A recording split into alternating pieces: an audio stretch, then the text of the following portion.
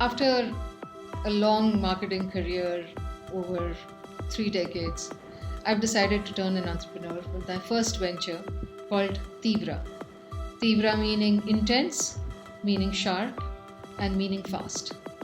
And all of these stand for the category that I'm going to be entering, which is the world of motorbiking.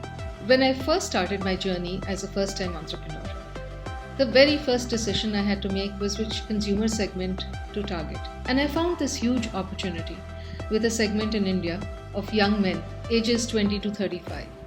So when it came to young women, there are many conversations with them about what it means to be a woman in India today and how can she be different from her mother's generation in her choices, in her aspirations.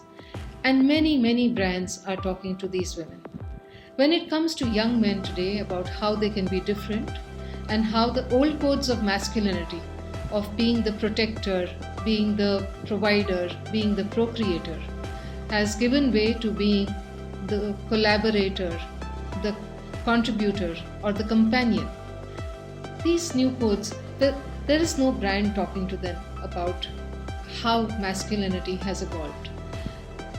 There is no conversation that is being had by godmen, by politicians, and certainly not by brands.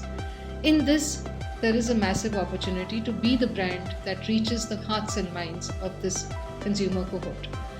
Additionally, the category that I thought would serve this segment the best was motorcycles. India has the largest population of two-wheelers in the world, motorcycles being the majority of them. The 250 plus cc segment is growing the fastest. Many bike brands populate the entire scenario.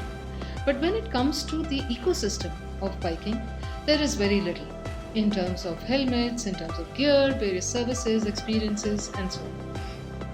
And it seemed very opportune to use this category to reach this segment by genuinely building a brand that talks to them at a much deeper level.